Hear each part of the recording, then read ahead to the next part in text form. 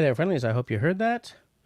Welcome to the Bevvies, Blades, and Bushcraft live stream through the 3rd of October. This is where we have Bevvies, we have Blades, and we are, in fact, going to talk about some Bushcrafty stuff. Tonight I have a cool reading for you. It's going to be short because I know that Al really doesn't love them. It's a small section from this book. This is the Camping's Top Secrets book. That was a gift from one of you fine folks. Excuse me. But before we get to the show, I just want to do the usual housekeeping where I say, if you are in fact listening to us, time shifted to tomorrow or next week or next month or next year. Thank you for listening after the fact. Thank you for dropping the little comments below the video. I love it. Warms the cockles of my heart and all that. And I think it's really cool that you do so, even though you can't partake in the live chat, which is down the side of the video. Excuse me.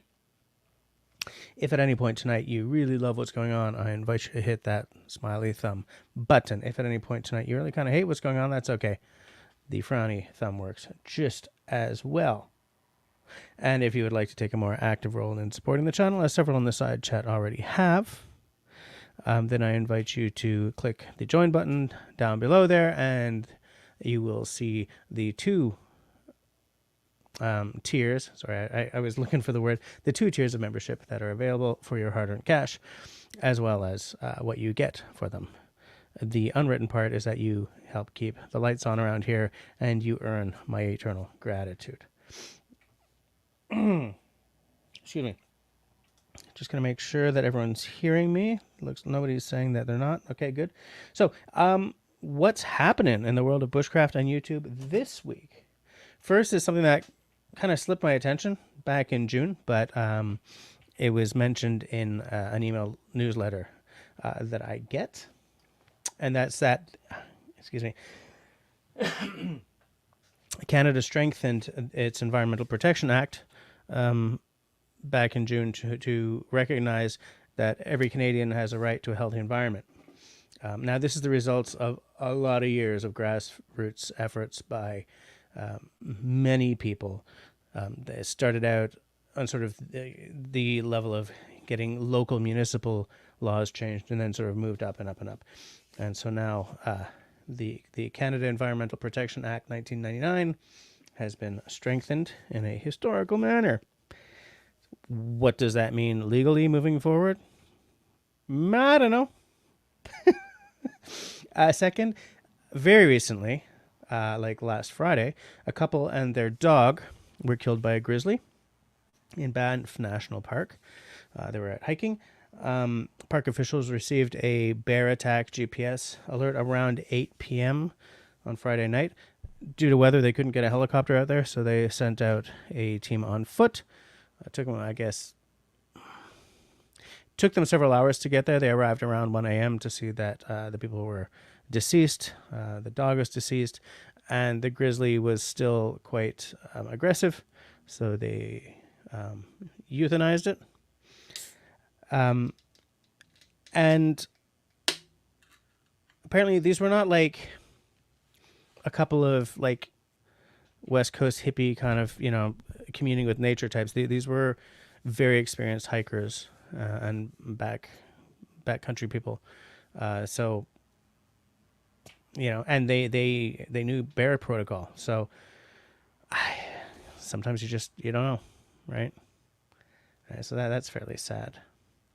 But we will not end on a downer. Third, Outside Magazine has a kind of a cool little bit. Well, the website anyways has a cool little story by John Waterman, who is a former park ranger down in the States. And he's sort of he dishes on some of his favorite wild spaces in the good old USA. It's in support of his latest book called Atlas of Wild America, which actually landed today. In the piece, he talks about some kind of astounding places, judging by the photography. So like Boundary Waters Canoe Area, which some of you probably know, Baxter State Park in Maine, and Clayton National Park in Yukon Territory. So top places in the U.S. I guess he's not so clear on international boundaries. But anyways, the book landed today. As always, the links for all these news articles or bits are in the show notes. And of course, none of this is sponsored material. Let's pour a drink. This is the Ironworks by Quête Origine. It's a local brewery. In fact, I had lunch there last month because it's quite close to the day job. And then once I've poured this, we will see who is chitting McChatting in the side chat. So this is a blonde. What's a blonde in English? Is that like a blonde ale? Blonde beer? Oh, I'm really blowing the pour on it, though. I'm not great with things like lager or blonde that, fizz up so much. Our story, the Four Origins Brewing Company's mission is to commemorate Montreal's brewing heritage, blah, blah, blah. It's all marketing piffle. Nobody cares. Thing is, Montreal's brewing heritage is like, it's Molson, right? I mean, everyone's got microbreweries now. Well, I mean, it's Molson and it's Saint-Ambroise. And I mean, there are some storied brands here, but like, old school Montreal brewing was the Molson family. Just waiting for that head to go down just a little tiny bit. This is a very blonde ale.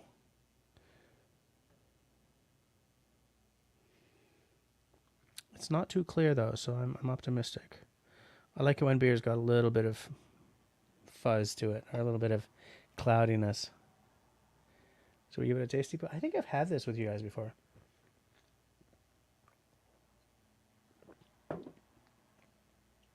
It's good and malty. It's not too hoppy. So it's not like a lager or an IPA. It's light in color, but it's got some weight to it. It sits on the tongue nicely. Okay, so let's see who's here. Canadian was in, wow, at 11 past 7, at 7:11 p.m. That's pretty early. Canadian also, by the way, if you notice, the icon, I keep saying this, is a channel hero. Maybe I should just change the name of like the memberships to, channel hero tier 1, channel hero tier 2. Just a little bit after that, about 6 minutes after, Mr. Peanut Trucker parked and ready. Where are you tonight, Chris? Then we have Ravens in the house, also just like Peanut Trucker, also a channel hero. Linda's in, also a channel hero. Nice to see you here. I got a texto from Linda that she was having trouble accessing the live stream for some reason, which is kind of weird. And Linda is having, sorry, I'm trying to get comfy here. Linda's having lemon tea tonight. It's not a bad choice. It's a non-caffeinated choice for the night, which is good. We got David Evans, channel hero and channel mod in the house. Nice to see you, of course. David, you put up a sunset picture that was just beautiful on Facebook, I think. I was trying to figure if it was Instagram or Facebook, but I think it was Facebook.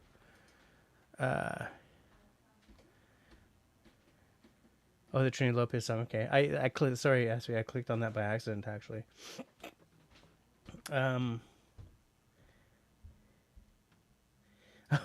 Linda's having lemon tea and a CBD lozenge. Okay, so you're gonna be out like a little later. Channel hero Kristen Grounds in the house. How's it going tonight? How's the weather down there tonight, Christy? How you doing? Is it stankin' hot? Longest Quest. Hey, Skip. How's it going? Longest Quest is also a channel hero. Man, look at all these channel heroes. I know. Is that mostly due to Al's good work a couple of live streams ago? Destiny is driving and listening. How's it going? Also a channel hero. I hope that that the driving doesn't take up too much of your night, Destiny. Drive safe, of course. And Chris is in Central Alabama. Is it stankin' hot down there? It has been unseasonably hot here for like Montreal in October. Like I was out after lunchtime today and like sweating, just walking and sweating. Like, whew.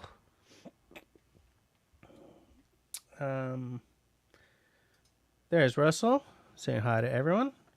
Russell also has the channel hero icon. Everyone's just sort of saying hi to each other, so I don't want to. There we got Country Boy. Evening, everything. Not sure if I'll make it through tonight. Trying to beat an oncoming cold that's ripping through my workplace. Hope the fireball kills it. I also hope so. But yeah, stay as long as you can. But sleep is more important than watching this circus. If it means the difference between like getting through or getting put down by a cold and not being able to work. Channel hero Grace Martin in the house. How's it going, Grace?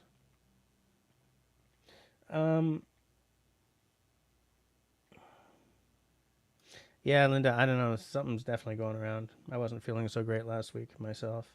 Hike with Mike. How's it going, Mike? How are things all the way down there? I kind of feel... Hey, there's Whiskey Harbor. Channel hero Whiskey Harbor. Good day, folks, he says. Good day, Whiskey. Good old Whiskey. Hike with Mike always carries bear spray every time he hunts and camps. Yeah, I got to get some for sure. I was just talking about this with some coworkers today. At lunchtime, we were on a walk, and like 1 year when I used to hunt, sometime over winter, I guess, or no, not winter. That doesn't make any sense. Maybe early spring, something. Bear knocked the ever-loving crap out of our hunt camp, and so we had to go back and fix stuff and rebuild stuff or whatever. And we brought a boomstick with us, just in case it came back while we were working, but it didn't, because we were there and making noise and everything. But what we were afraid of is that it had sort of, I guess, not laid claim, but like if it came and knocked everything apart, we were afraid that it was just going to keep coming back. But we only had that one big issue. And then not much else. Level 6 Lodge bears scare the crap out of me. Yeah, me too. Absolutely. Everyone's still saying hi. David is telling everyone to thumbs up or he'll drop the hammer on you, which is doing the goods, doing the God's good works. Christy hasn't drunk in a week. Going to the doctor's Friday. Okay. Well, keep us up to date on what's going on there.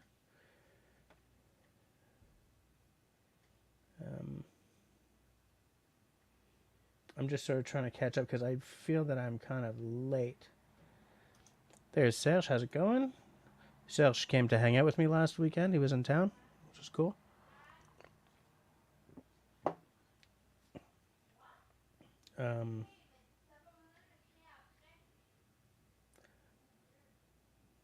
Fortis. There's Ian the Weblord. How's it going, Ian? Ian is also a channel hero, judging by that little icon. Russell has an interesting beer tonight. What is it? What you got? Am I going to see that a little later?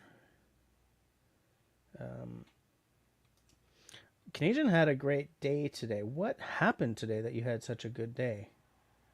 Because I think you said something right at the beginning of the chat as well. What was so good today?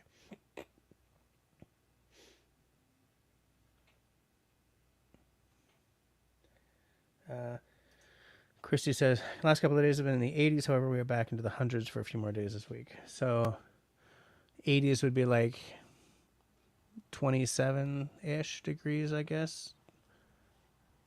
In the mid to high 20s, I guess. 100 is like 40 degrees Canadian. David Evans is going to be like, actually, it's boom, because he just knows this stuff. I don't. I'm not good with imperial measurements at all.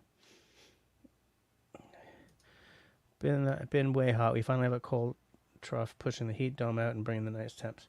Well, that's good at least. Peanut truckers, not bad temps here. 80 during the day, 50s at night. So freezing is 32. So I'm thinking that like 40-ish would be in the 10s, like the low 10s, or maybe 50s would be like around 15. I'm trying to do this in my head, and I think I'm just making an arse of myself here. Oh, next week it's really cool going off because it's been unseasonably warm here, David. So I'm interested to. Oh, Peanut Trucker's got a new ride. Did you get a new truck? Did I miss something? I better go back and scope out your YouTube channel. Maybe I missed a video. I am so stressed with work. Can't wait to get out in the swamp next week. I need some alone time to decompress. Hike with Mike. I understand you completely. Ian says to Country Boy, Fireball, good choice. I should have tried that last Thursday when I got something too. Get well. Yeah, it sucks getting, like, catching cold or getting a flu or whatever. Okay, so Chris did get a new truck. Yeah, the Kenworth.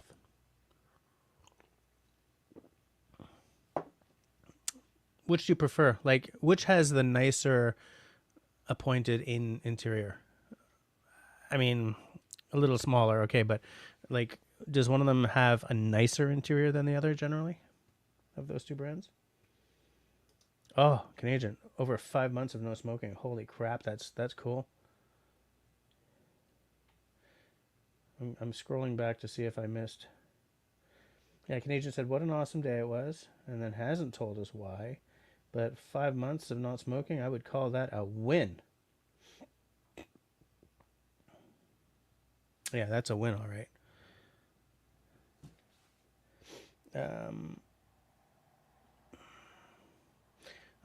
Canadian was out in the woods. In fact, you sent me pictures. I think I asked you whether you were hunting, but I may have forgotten to actually hit the send. But I guess it's not really hunt season yet, is it? Maybe it's bow season? Because I don't hunt anymore. I don't, like, I used to know. Now I just I have like, late October, early November kind of thing is when I used to go. So are you preparing your hunt camp or something? Anyways, nice pictures, nice little piece of area. Yeah, man. Every day is good with my worldwide friends. I can agree with that. I'll drink to that. Are you drinking something, Peanut Trucker? Is Sales drinking something? He's probably not. He gets up early. Oh, Hike with Mike's been in an 80s mood today. Listen to a lot of Psychedelic Furs and The Cure. All right. I approve.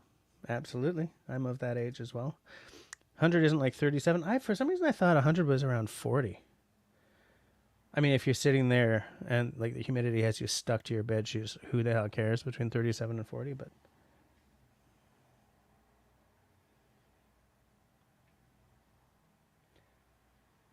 oh god, now Linda's doing it. I don't know what 61 and 81 are. David's been washing the windows. Almost forgot we had a lake in front of us. Okay. I don't like washing the windows at all.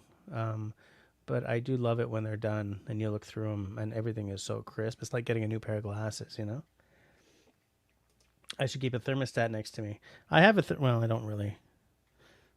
You mean like one of those that has Celsius and Fahrenheit on it? Oh, thermometer. Okay, but that would just tell me what it's like in here. Yeah, it was on Discord, right? Okay, it was on Discord. Yeah, I saw the pics.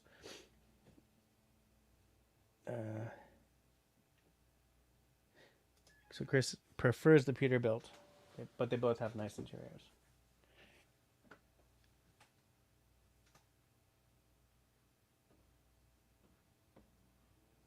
There's somebody on my front porch.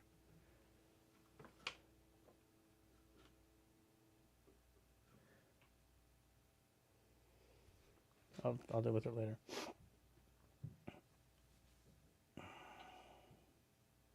Oh, okay. You were doing a little ATV ride. Nice.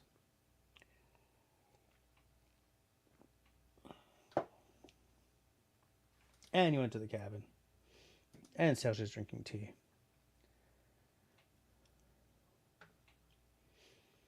And Chris is drinking zero sugar root beer. Sent you the pics on Messenger. Oh, yeah. There's a picture right there.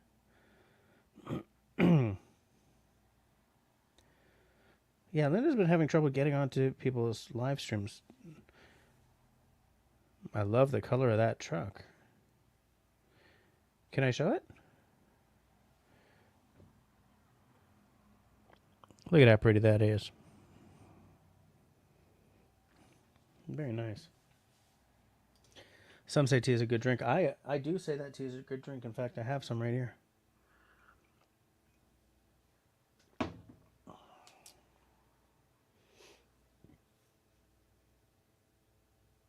I'm just taking a look. I'm trying to catch up with...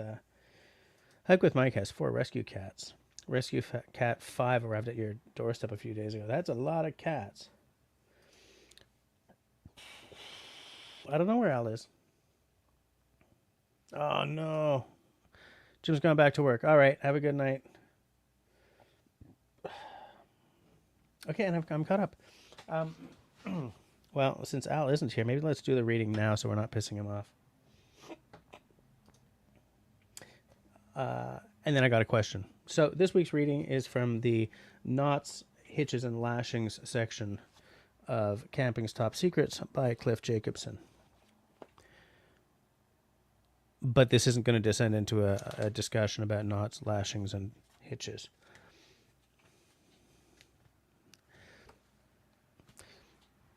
And I'm going to read just a short chunk.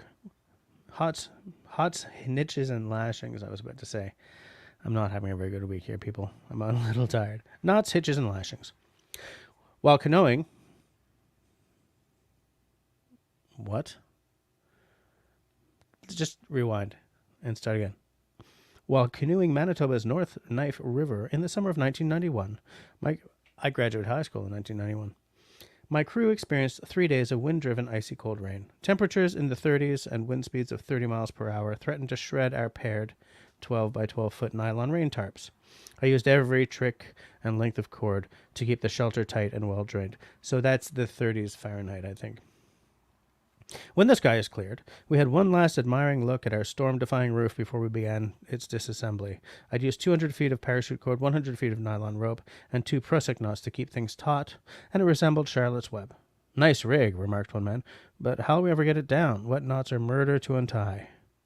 Just watch, I replied, with a knowing grin. One pull of each slippery loop severed the lines in a matter of seconds. In all, barely 5 minutes were needed to coil ropes and cords and to stuff the flies into their awaiting sacks.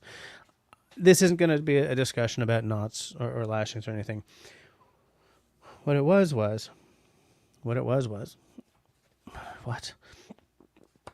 When I was reading this, I was visualizing these poor guys in cold, rainy, blowy conditions. And it made me think, like, that's what this week's question is going to be.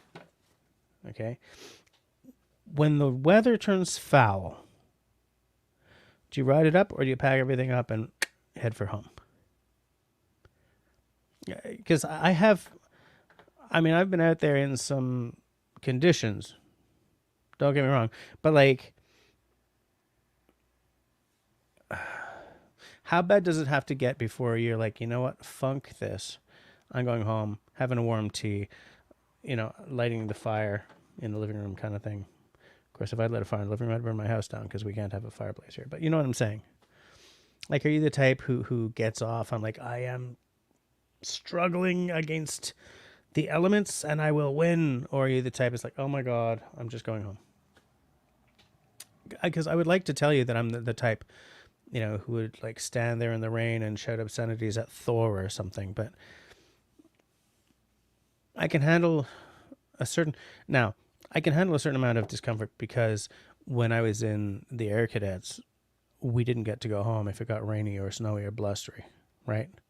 It was like, this is what we're out here for. not really this is what we're out here for, but like, you know, you don't get to go home just because it's a little wet or a little cold.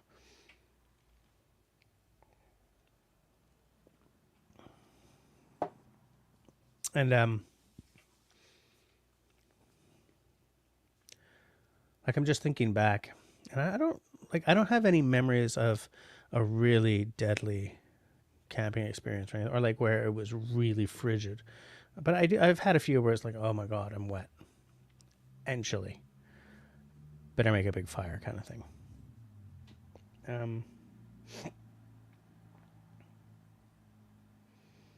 Hold on a sec.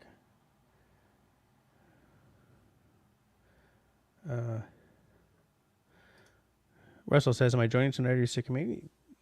Join at 10, like you know, I don't have a hard and fast rule for who joins after 10. It's just you seem to be the only one interested in it.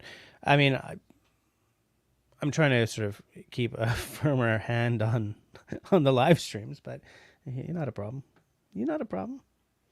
Hey, Jennifer's here. How's it going? We were just showing off your hubby's new truck. That's a life I don't really understand. I don't mean like what the hell. What I mean is like I can't visualize, driving for hours and like staying in the cab, and like I can't quite visualize what it's like to live that life. I think it's just because I've never done anything even remotely like that. For me, I like a long drive because it's solitude, and I put on like the longest podcasts known to humankind. So like Hardcore History or something. And that really lightens the load. But I get tired of driving pretty, like, my arse hurts or my back hurts or I start to get a little antsy kind of thing. So like, I think it takes a certain amount of guts to just long haul it, from PEI to Manitoba or whatever would be the American equivalent. Well, just as, Chris, he knows. But it seems to me that having a really nice truck, like a really nice interior, probably helps lighten the load a little bit. Which is why I asked, which of the two trucks, his old one or his new one, like which brand has the nicest interior, because I think they must put some work into that. I mean, you guys are living in those trucks.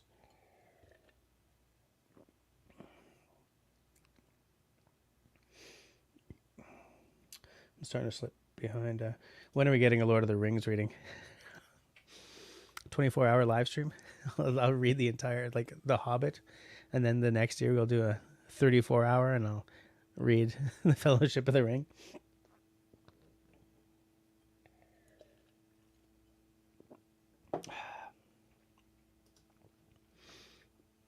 Okay, so Jen says, like, when the weather gets too pissy, you go home and be warm, eh? Country Boy says, when the weather turns to shift, I tarp off and throw some more logs on the fire. I really do believe... Well, hold on. Let me read a few more comments, and then I'll put my own silly opinion in here. When we camp and a tornado warning... Blah, blah, blah. When we camp and a tornado warning comes, we wait until that passes and vote if we stay or pack up. If it's going to rain for 48 hours, I'm going to go home. I would not tough out a tornado warning. I've lived through one, but I was a very young kid. Tough it out, yeah. I kind of think that I would as well, if I could get a fire going. If I can get a fire going and it's not too windy and starting to make things unsafe. I guess, like, if you got a good tent, like a little gas stove, so you can just keep making tea or coffee and just keep pounding warm beverages and read a good book or something. Hi, good Mike says, I always ride out the storms. I always take a great transcendentalist philosopher, Thoreau's advice. There's no bad weather, just different types of weather. Puts things in perspective. Fair enough.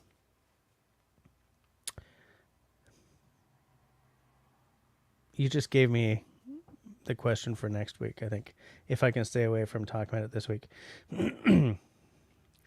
Ray taught me knots. The first knot he taught me was the granny knot. Then he says, don't do it.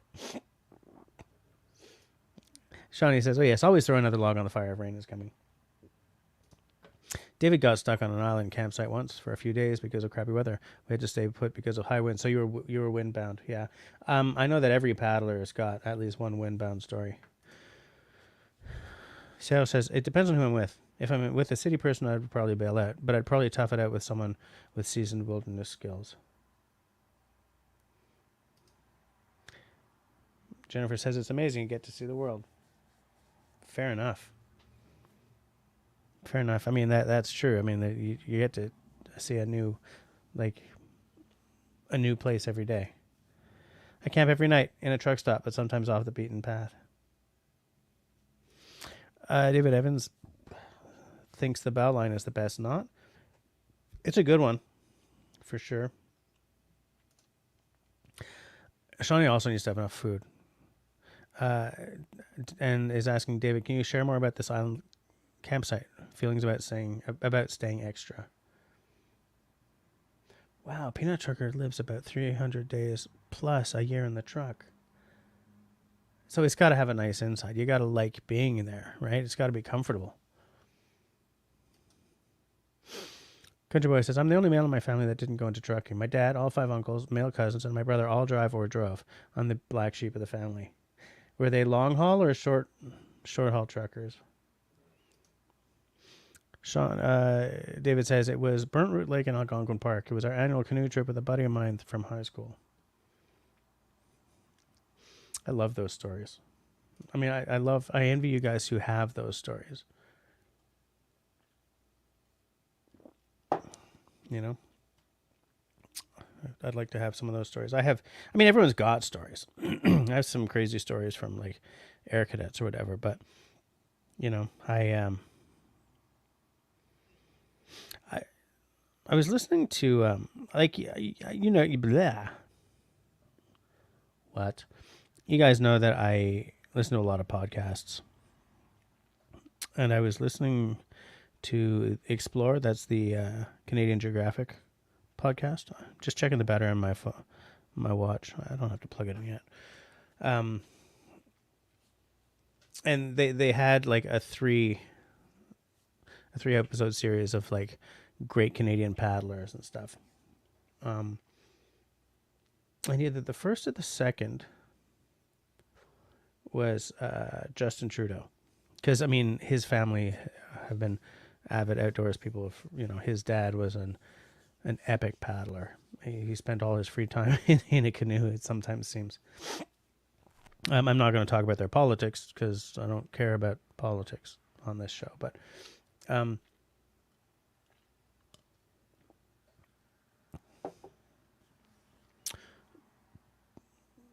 and his is like the one name that I can remember right now. Like they were all big name paddlers, and his is the only one I remember. But I love listening to people who know paddling, like who did a lot of paddling, in like an engaged fashion, you know, for whom, quality time with the family happens with your arse stuck in a canoe. Like I'll listen to anyone telling paddling stories or camping stories. Absolutely anyone. For a podcast, the sound quality has to be good, right? We got to have good mics going. I mean, there's a lot of podcasts I have tried to listen to and just finally gave up on because they're using some like dime store mic and it just sounds all like echoey and terrible. But like listening to these stories makes me envious because I don't have any cool paddling stories. Because I didn't do enough paddling to build up the stories. You know, like I told you guys, I mean, between 16 and adulthood, I don't think I got in a canoe once. You know, so my J-stroke is terrible. But yeah, I love... Another thing was, I like stories. You know, I like sitting at a campfire and listening to somebody tell stories. They could be tall tales, you know. The fish that got away was a 400-pound trout. I'm pulling numbers out of the ether here, but to me, that's part of sitting in the outdoors. Is either sitting around a campfire after dark and listening to some stories, or living stories that you'll tell people later. And because, I wasted my whole damn life in art school, I get really visual. Like if someone's telling me a good story, I can see it. Or I see what I think. I'm looking for the word. I visualize it, Like I get this sort of montage happening in my head. And the Explorer podcast is generally pretty good. Not everyone who's on it interests me at all. But that's never really a function of the outdoors person they have on it. It has more to do with this person is a spelunker. I am way too claustrophobic to listen to an hour of stories of, crawling through, a tunnel so small I could barely move way underground. I can't do it. There's no way. But like paddling stories, I'll just listen to. Just keep them coming.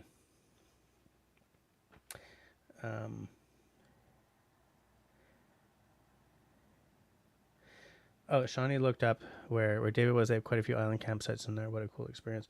Yeah, I'd like to see that area. Country Boy says they all did long haul when younger, then went to in-town stuff. Russell's asking, when you go to family gatherings, do you sometimes shout, "You guys are driving me crazy"? You're such a brat sometimes. Canadian says, gonna call me bad guy, but a hair lip with a lisp telling stories. I just laughed the whole time.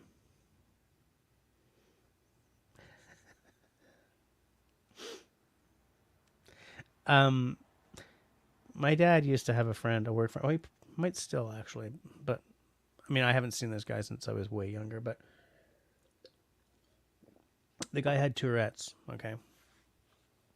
And so some of the stories that this guy either told, lived through and then told, or my dad had, stories about this guy. Some of them were crazy. I mean, and I'm not someone who laughs at someone with Tourette's, ho, look at the poor guy or anything else. But one story was pretty funny because he was on a date with the woman who later became his wife. I don't remember her name. It was early in their relationship, like first few dates. And they're having wine, and I mean, she knew he had Tourette's, but that didn't bug her, evidently, because she later married him.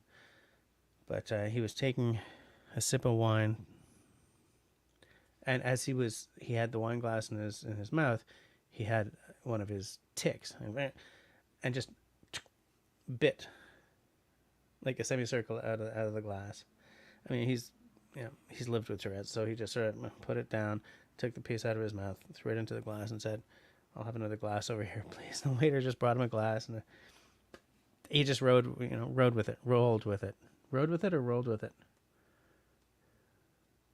He just went with it. I love that kind of stuff. The kind of thing that would, like, if I was at my first few dates with someone and I took a sip of wine and I sneezed or coughed or something and bit a chunk out of the glass, I'd be freaking mortified. But people just become not inured, but they toughen up about the stuff that they've just had to live with, And again, that's a life I've never had to live. I don't understand it. Like, I guess after a certain point, you're not embarrassed about it because it's the way you live. Fascinating, man. People are crazy interesting.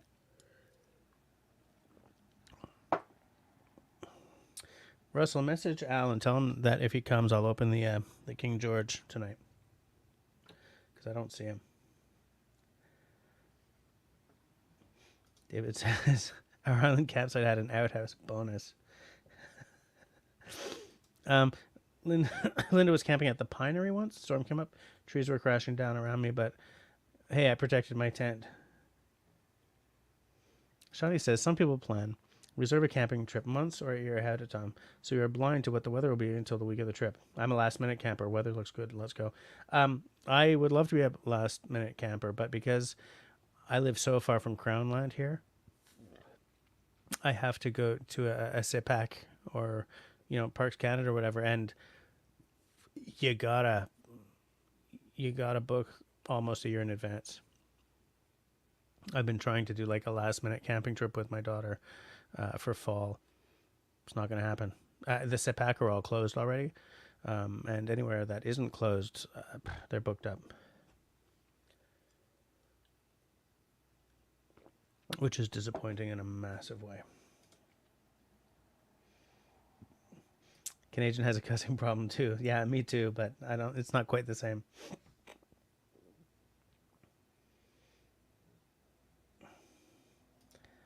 Yuck. Gross. Okay. Sales is asking Canadian if cussing is a problem. If everyone's cussing, that or I got a cussing problem too. Yeah.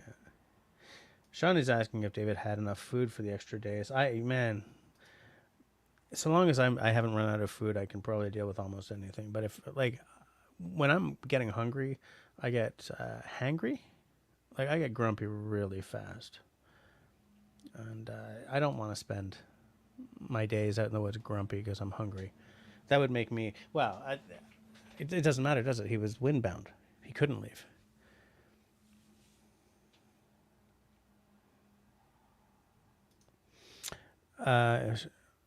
David says, yes, okay, so they had food, but when they finally got going, they had to do 2 days of canoeing in 1 day to get back.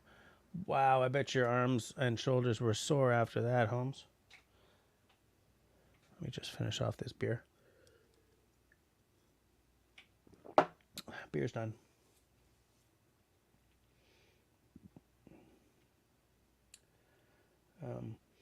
Oh, that's an interesting question that Shawnee's asking. Do you still own all the gear you would take on those trips? David says some of it. I kind of feel that in some ways I have too much gear. And it's not that I have a massive amount of gear, it's that some of the gear I've purchased was not well thought out. Like, I should have honed my vision a bit before I bought stuff. Because some stuff I just bought out of curiosity, or I don't know what. But like, I got some stuff that I'm never going to use. Yeah. Dumb purchases. Sorry, I'm yawning. Sorry, folks. Yeah, dumb purchases. Just, I have some stuff I have and I love because it's great. But there's also some stuff that I'm like, oh, that was an expensive mistake. Although I'm blanking on what the expensive mistakes. Oh, that what's that stove called? Jet boil? No.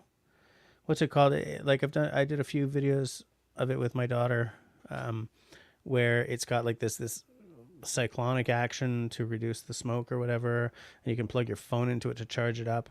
And it's got like a Stirling engine, so the fire with the Stirling engine will power up the battery pack, but super slowly, so you can recharge your phone, or you can just plug it into USB to charge it. It's just, and I had to buy it. Oh, what a stupid piece of work. In the annals of answers looking for a question, whatever that thing is called is top of the heap for me of my gear. The hell was that thing called? I don't remember what it was called.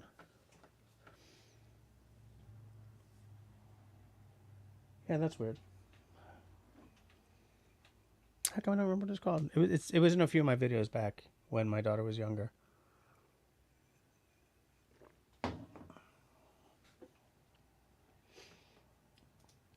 I don't own any gear that packs way small. It's all huge. Let's fill a tote kind of situation. It'd be cool to have a backpacking gear set. To build one would take some money, I bet. Yeah, that's the thing. I find that for camping and backpacking and maybe canoeing gear, it's the same as for mountain biking stuff, right? When you're kitting out a mountain bike, you have a 3-pillar rule. Affordable, light, or strong. Pick 2. The more outdoors gear I buy, the more I realize that isn't only a mountain biking rule. That's for anything from hiking to camping to snowshoeing to whatever, anything in the outdoors. Light, strong, or affordable. Pick two. Absolutely. Yes, Serge, it was called a BioLite stove. Yep. Stupid thing. That was engineering thought process way more than it was customer facing thought process. Absolutely.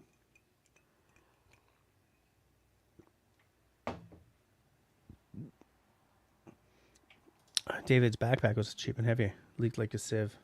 Yeah, it's too bad. We've gone from 24 down to 16 people. Am I just being really boring tonight? Is that what's going on? Or are people just trying to hurt my feelings? You want a piece of me? Just kidding. But yeah, that BioLite stuff. I can't figure out why it exists. It's like one of those Kickstarter things, right? Look at this cool new gadget we created, and all these people kickstart it and get the thing in and think, there's no use case for this. You know what I'm saying? It's like, God. Kristen says people aren't feeling good. No, and I'm not either. It's just a blech time right now. And I woke up with a wicked headache today. It seems to be okay now. Excuse me. But yeah, that is how it goes. I thought I had something cool and new to show you guys, but I don't.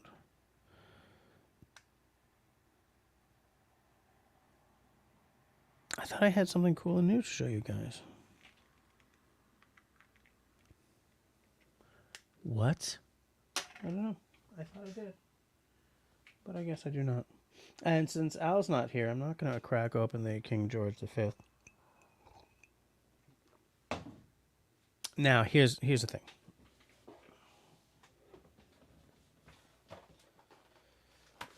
I have... But yeah, Chris, I don't know what I was talking about, though. I have no idea. That's going to bug me.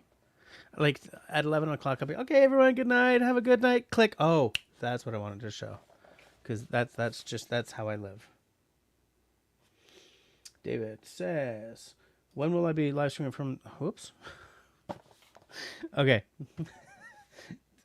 Essentially the same question, though. When will I be live streaming from my workshop? I need to have electrical sockets installed and lighting installed. Serge was over helping me plan it last weekend, but I'm in no hurry to get it done because he's not in town again for God knows what, and I got to buy some stuff. But soon, I'd like to do it. I'd like to be live streaming from in there again. Homie, I'm in the house. How's it going? Nice to see you. Yeah, buy a light to charge your phone. Yeah, but the thing is, the idea of the Stirling engine is hot on this side, cool on this side, creates power. And so it uses that to fill up the battery pack that you plug your phone into. But the thing is, it's really slow. So they say, you can plug that battery pack, plug the stove in at home to power it up, and then just use the Stirling engine aspect to keep it topped up after you power up your phone, whatever. It's like, this was a stupid and expensive purchase. But yeah, the shop organizing it, it's going slowly, but it's gone a lot better than I thought it would. I'm at the point now where I'm sort of rethinking where some of the shelves are, and I have to build like a platform, because it's on the side of my basement has a very pronounced slant to it for water management, I guess. Carol's in the house. How's it going? So no Al tonight, eh? Okay, because if Al's not around, I'm not opening the. I have this. This is a, it's a single malt, but it's a very sort of run of the mill one. I feel. It's a 12-year. So if Al isn't here, and I want to have this at 10. I'm gonna open it 3 minutes ago, actually. 40% alcohol. I believe it is caramel colored and chill filtered. So I mean, this is a live stream whiskey. 40%. So I'm not getting 3 sheets to the wind. Definitely colored. Definitely caramel colored whiskey. Nothing special. And in fact, my wife picked it up for me by accident. She sent me a picture from the LCBO in Hawkesbury. Said, "Is there anything here that you want?" So I circled the Lagavulin 12 year. That's the one that was done in conjunction with whatever that dude's name is from Parks and Rec, Mr. Bacon there.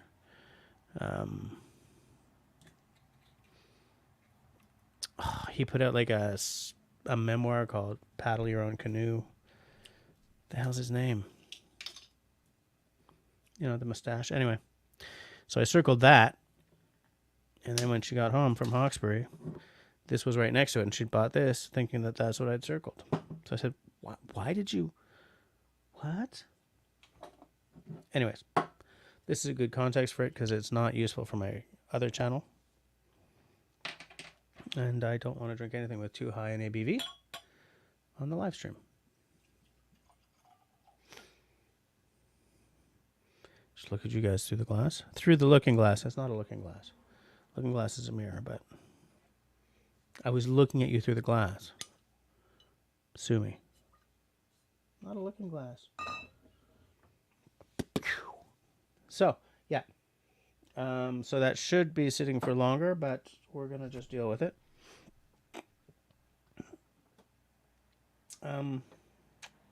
Yeah, no response from Al. Okay. Is that the Germans, the box you're holding? No, it's Auchentoshan single malt Scotch whiskey. It's a very run-of-the-mill Scotch, but it is a single malt.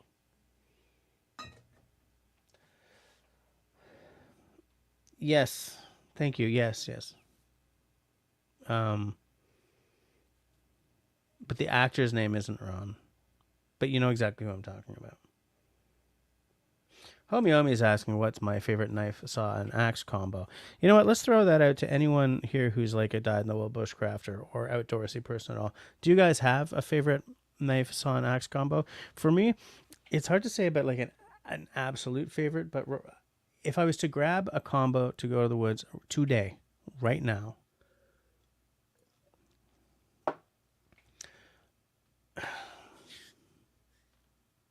the knife is the hard part. I would either take my Garberg, my Mora Garberg. My favorite Mora of all time is the Garberg. Stainless, because the carbon steel has a coated blade, and I want my blade to be uncoated, so that if worse comes to worse, I can clean it out and use it sort of as a signal mirror if I have to. But I have also a signal mirror with me, so shut up, Jesse. But I don't like a coated blade. So either my Garberg or my my Feldknieven F1, and both of these are as non-Jesse a knife as you can get because they're both synthetic sheaths, synthetic handles. I mean, the Garberg's even stainless, right? Actually, they're both stainless. Because I'm a carbon guy, I like a wooden handle, I like a leather sheath. But that F1, man, I get the fizz off that knife. It's everything that I don't like in a knife. They're not pretty. It's a convex grind. It's got a Zytel sheath, which is a kind of plastic. It's everything I don't like in a knife, but there's magic in that knife, man. I think it's because it's iconic, and it is so well thought out, because it was, maybe it still is, but it was like the official survival knife of the Swedish Air Force, So if you have to cut yourself out of a helicopter with it, it's got to be a good knife, And like, how American survival knives, they're big, they're beefy, right? They've got the serrated edge near the handles so that you can hack through the skin of a helicopter. And the F1, man, it's not the same. It's very, very elegant. And all the things I don't like about it are there because it's a Nordic knife, right? It's you know, if I spent a lot more time up north, that's the knife I would bring. Like the Zytel sheath doesn't freeze up. Like if you get dunked and you get out of the water, like a leather sheath in minus 20, minus 30, whatever, it'll freeze. You won't be able to get your knife out. A Kydex is better, but not ideal. And for some reason, this Zytel material, it doesn't freeze up nearly as much. You can still get your knife out. Okay, so, but that wasn't all that homie's asking about. What's your favorite knife, saw, and axe combo? The knife would be one of those. The Garberg doesn't give me the fizz as much as the Fjällräven, but it's still a pretty damn good knife. So that's the knife squared away. I'd flip a coin. Oh, F1. Flip a coin. Oh, F1. Flip a coin. It's like a Rosencrantz and Guildenstern are dead moment, right? Heads, heads, heads, heads. The axe, 8 times out of 10, is going to be my Gransfors Brook small forest axe. I have the Council Tool Camp Carver that is useful in many contexts that the small forest axe isn't. A little shorter though, and the small forest axe, again, it gives me the fizz. It's iconic.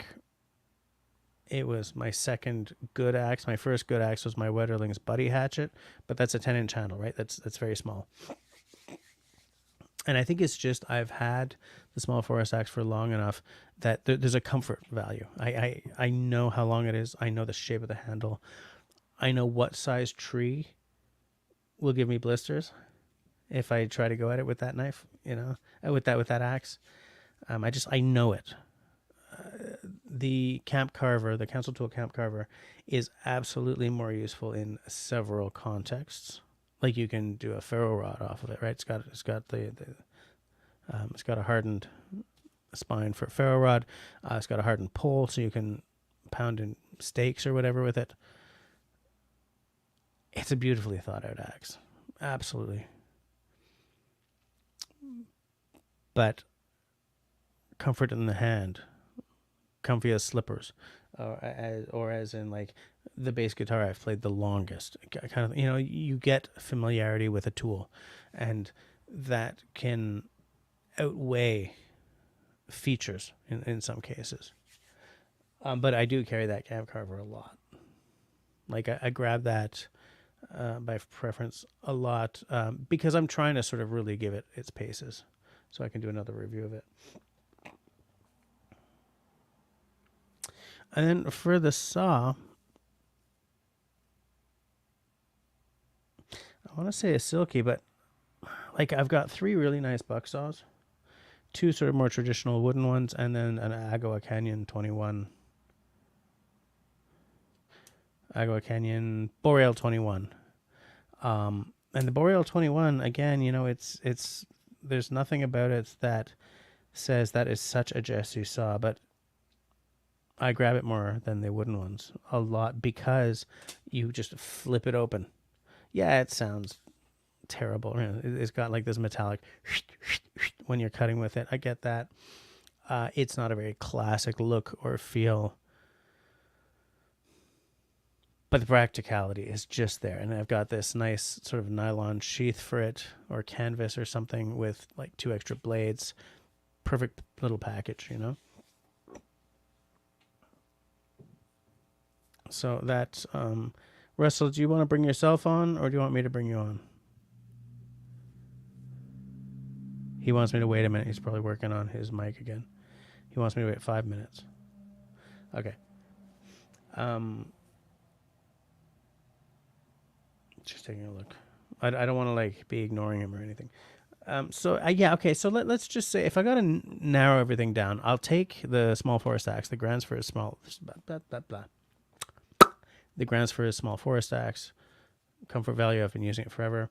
With the Agua Canyon Boreal 21 and the Fjällräven, the Fjällkniven F1. That's there you go. Oh, I should put my cans on. Russell doesn't like my cans. He thinks I should just put little earbuds in. I don't think you need cans for this type of production.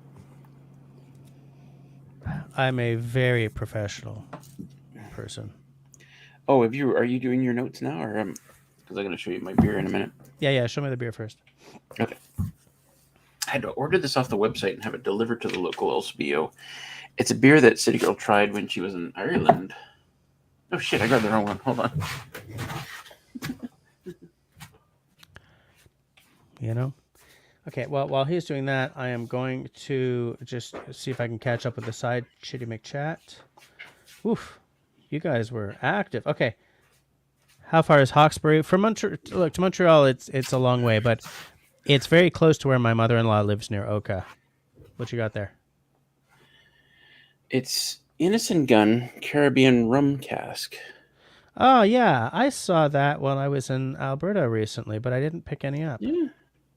I've never had it before, but as I said, City Girl had it. She was at the Innocent Gun place. Nice. At the place? At the place, yep. So, try it for the first time. Caramel, butterscotch, espresso, malty. Maybe a touch of spice, like a baking spice, but not much.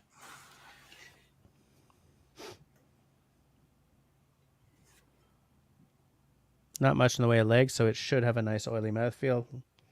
Let's give it a tasty taste.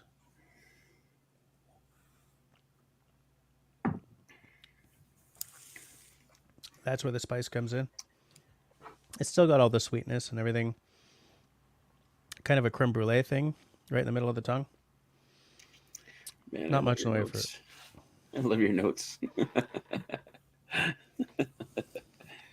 That was a whole meal there. That was Are you drinking a whiskey? Did I say a whiskey? 5-course meal going on there. Yeah, I'm just having the red Johnny Walker Red. I have no notes. It tastes like whiskey. It tastes like scotch. Okay. This, on the other hand, I should pour it in a glass, shouldn't I? Yeah. If you want to see the colors. Yeah, I want to see the color of that. You know what I'm going to do, though? I'm going to put on my shorts so I don't scare anybody. Okay. Destiny is home and at the laptop. Ron Swanson from Parks and Rec, played by Nick Offerman. Yes. So he has a... Did I hear Nick Offerman? Yeah, Nick Offerman. He's the guy who played Ron Swanson on Parks and Rec. Yeah, I know he is. And the Lagavulin 12 year is done in conjunction with him. It's a batched. I think they're on batch 3 now. And I bought it and I love it. It's delish. Because his character's all about the Lagavulin 16 and all this stuff, right?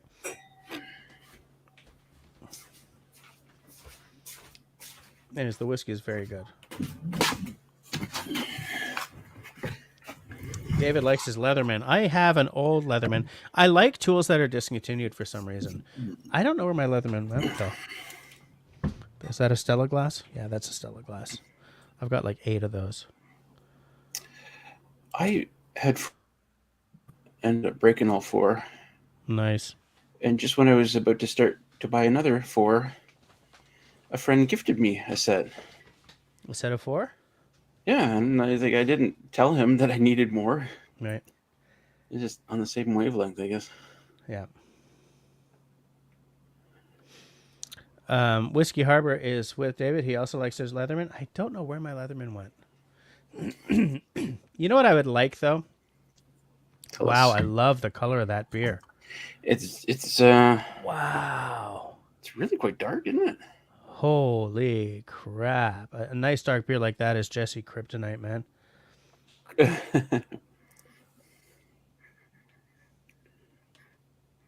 Please tell me it's delish. Interesting. Damn you faint praise. Definitely got that dark beer flavor. Mm-hmm. Now, does the rum cask bring it some sweetness? Yeah, I'm getting hints of rum. I don't know if I'd call it Caribbean rum, maybe. But it is delicious. It is. It's I don't know if it's as good as the Innocent Gun original, but It is quite good. Yeah, there's the original of anything. Like it's the same as Jameson. Like there's the Jameson original, which is the one you grade all other Jamesons against. And they've got these Yeah. Caskmates editions, right? There's an IPA and there's a stout. And I like this stout better than the Jameson, like the original, but I still grade it against the original, right? You always do grade everything against the original. Yep. Yeah. So anyways, I'm glad to see that Destiny made it home safe. And saying hi to everybody, every damn buddy. Hello, everybody. And getting hints of caramel now on the finish. Yeah, I'm not surprised. Shawnee says there's a channel called Food Forest Permaculture that's doing a living outside practice run. He's on day 3, working on the setup, the cooking, what critters come to see him at night, foraging for food. That sounds pretty interesting, actually. Living outside practice run? What does that mean? You're just living outside? I guess so. For how long? Nobody knows. It's a mystery. I mean, I don't know because I haven't seen the episodes yet. Hold on, we gotta say goodnight to Serge. All right. Good night, Serge. Yeah, I'm pretty bush too, but I understand. Sleep well. I've got some show and tell when you get caught up in chat. Okay. In that case, I'll get on it. So David is now at 14 lanterns and holding one is under repair. I gotta get one too. I gotta get one of those. So curious though, are you putting them up somewhere, Dave? Like, are you like hanging them up in cool spots? He's got them all on a shelf in his garage, I think. Oh. Shawnee asks, for the lanterns, how many is needed in a home setting? Do you just carry the one around everywhere or have stationary lanterns in designated rooms? Let me tell you something about that, Shawnee. That's a great question. You have not lived until you've been in a darkened house with nothing but the one lantern that you carry everywhere, like you're in some Dickensian novel.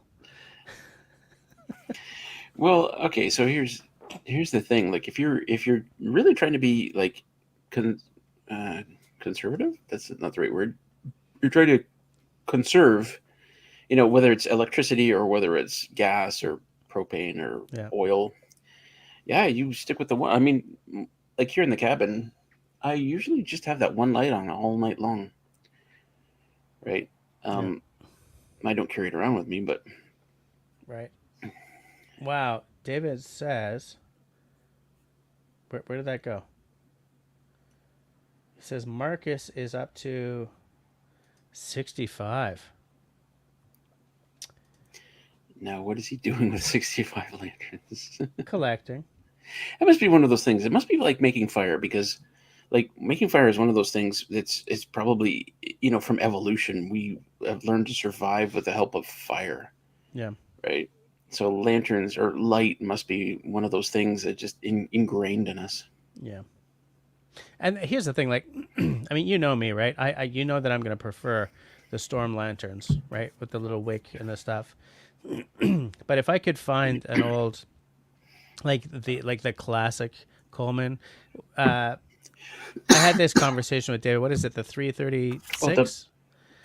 Yeah, like the classic one that isn't all made of plastic as the new ones are, kind of, in good condition that I didn't have to throw a lot of work into restoring. I would totally buy that. Totally. Well, that's more of a nostalgia thing then, isn't it? Yeah, I really do feel that nostalgia plays a big role in what I love about camping and stuff in many ways. Because, like, I always like older school gear. Like, I would rather not, depend on old school, like, camping clothes, that weigh a ton if they get a little wet or anything. Mm-hmm. But I do want a canvas tent for winter camping. I do like older style gear, old style axes. I don't like a fiberglass handle. Yeah, I'm with you. I like the old stuff. And for that reason, like old Coleman stove, old Coleman lantern, I really love. New stuff, I'm like, oh, nope. Yeah, it works better, but I don't care. A lot of it doesn't work better, does it? And actually, you're right. Sometimes it doesn't because nobody's building quality the way they used to. Yep. You know.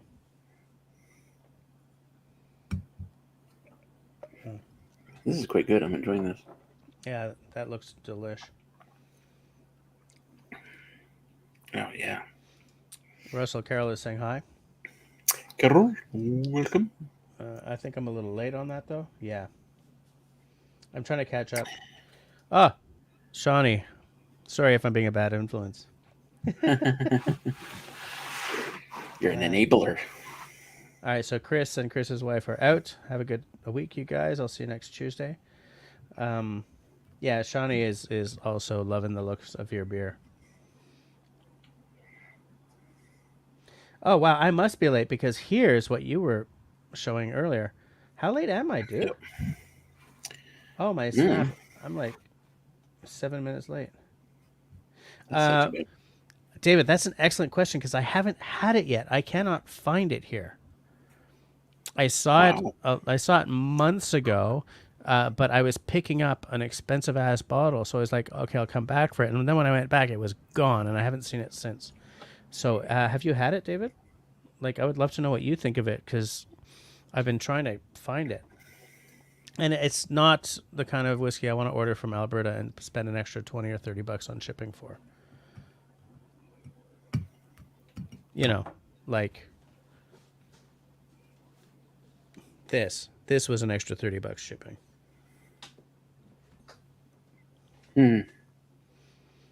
Like I order from Alberta if it's something that is really special that is not at the LCBO and not at the SAQ.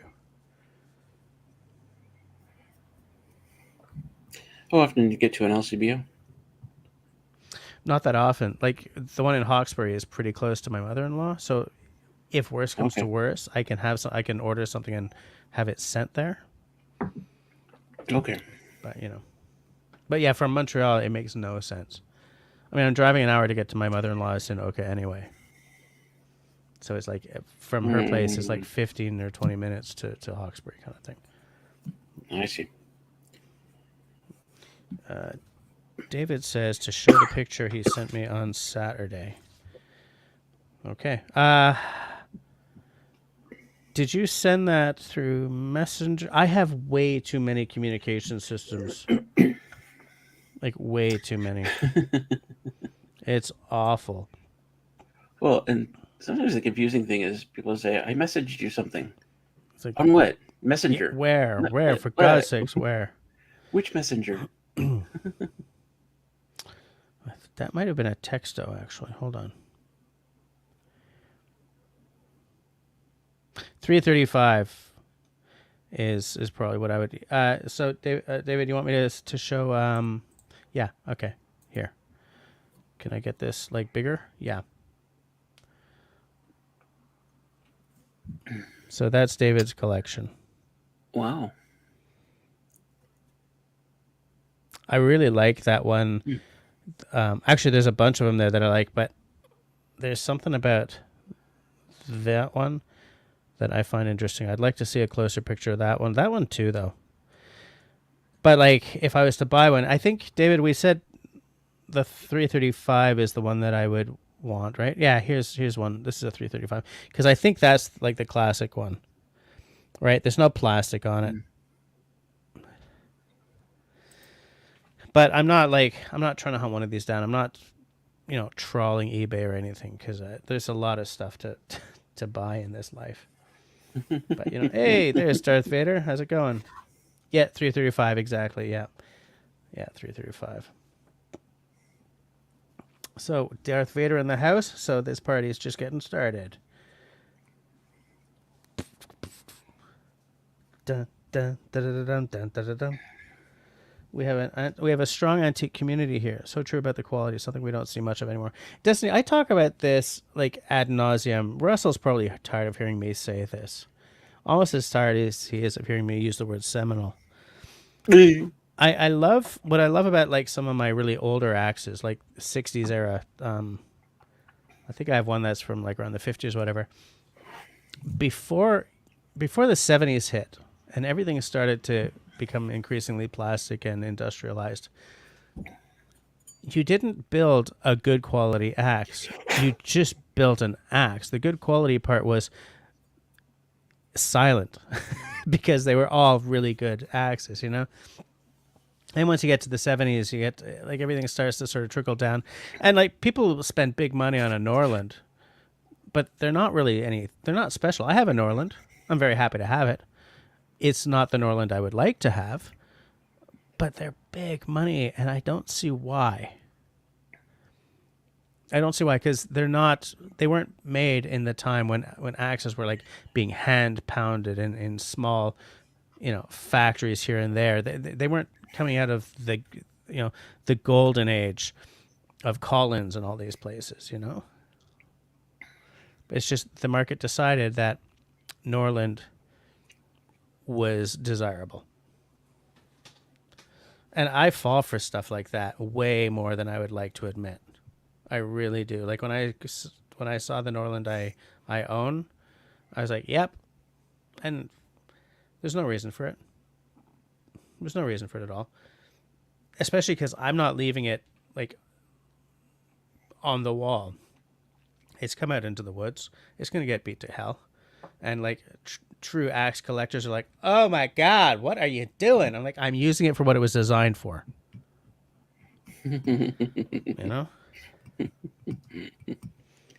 Yeah, and the craftsmanship. That's what we're talking about. David has had it. Very smooth. Okay, that's good to know. Yeah, I'm going to keep looking for it. Hey, look who's here. Come on, look at that. Honeybee in the house. Nice to see you. Honeybee. Honeybee. David, that black barrel, that's like a 40%, isn't it? It was iMessage. Yeah, I found it. 82 days. You're the second person to say that today, Darth. And now I'm all stressed because I have to find stuff for my family now. Lord Vader. Yeah, City Girl's birthday is coming up soon as well. When is it? Oh, it's near the end of November, but End of November. I say it's like almost 2 months, but it's soon, right? For me, that is soon because I'm the type to like, okay, I'm going to be on top of it this year. I'm so going to be on top of it. What do you mean it's like next week? I was going to be on top of it. I'm going to open a website right now. Yeah. Country Boy says, that beer almost looks like a stout. Does it taste anything like one? I hate to say that. Even though ING contains my surname, I don't like any of it. It's not heavy like a Guinness. It's not, you know what I mean? By heavy, it's lighter than that, but and it doesn't have a strong coffee flavor or a chocolatey flavor or anything like that. It's more of a caramel. I'm really not good at the whole notes thing, but I really like it. It does have that hint of. I'm getting more of that Caribbean rum now, especially in the nose. In the nose. Yeah, but I love it. It's really nice. It's a funny story. I went to buy 12 of them off the website. Came up to like $47 or something like that, and then the website's like, well, you have to spend at least $50 for free shipping. Like, okay, put 2 more in. Yeah. Oh, you should have seen it. It came packed in 2 boxes full of those the little packing peanuts, the styrofoam. Yeah, those organic packaging, the ones you can eat.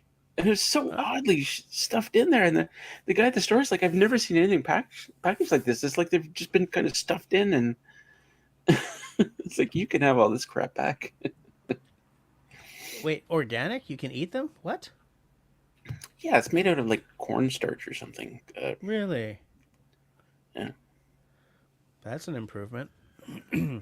Because this King George V arrived in a box chock full of styrofoam packing peanuts. Yeah. It was horrifying trying to get it out of the box without spewing packing peanuts all over my living room. Now, if my 4-year-old got home from school and saw the living room floor covered in packing peanuts, she'd be like, yeah! But, no. Country Boy says to David, beer is my middle name, gun is my last name.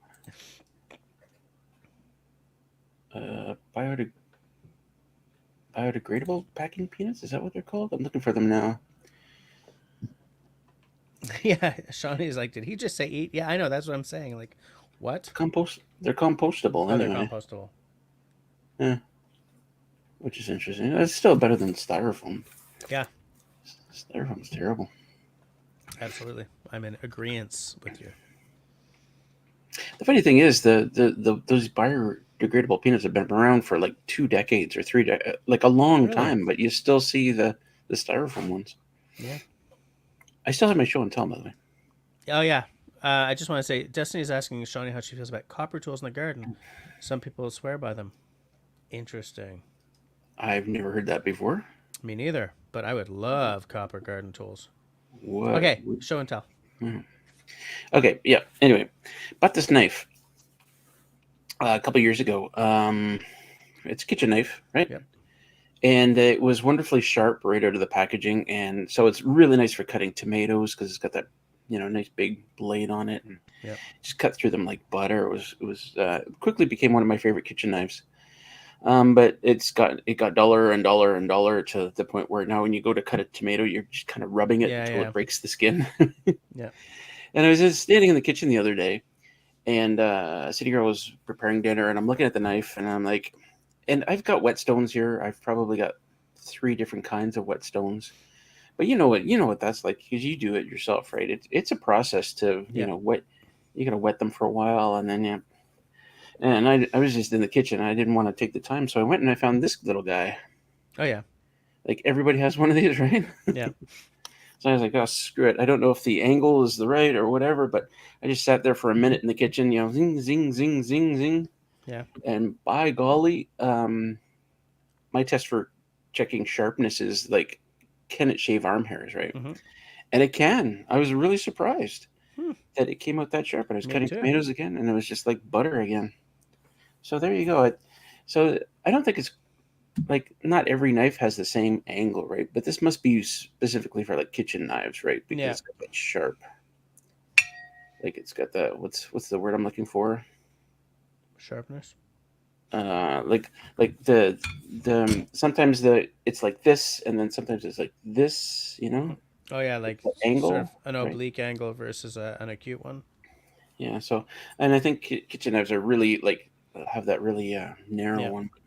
Yeah. Anyway, just thought I'd show that, and I thought that was pretty cool. Do you ever use I know you use your whetstones, but do you ever use stuff like this? I did for I do for my my ugly USMC knife. What the hell is it called? My LMF2, because it's got one built in. And it's not a knife that I don't care about the edge on that the way I do about the edge on my Bushcraft knives, right? That knife I sort of see as a workshop crowbar kind of thing. I need the edge to be sharp so I can do certain tasks or whatever, but I don't need it hair popping sharp. And it's not designed to be hair popping sharp, right? That knife was literally designed to chop your way out of a helicopter that's on the ground. So what it needs is a robust edge, and it definitely has a robust edge.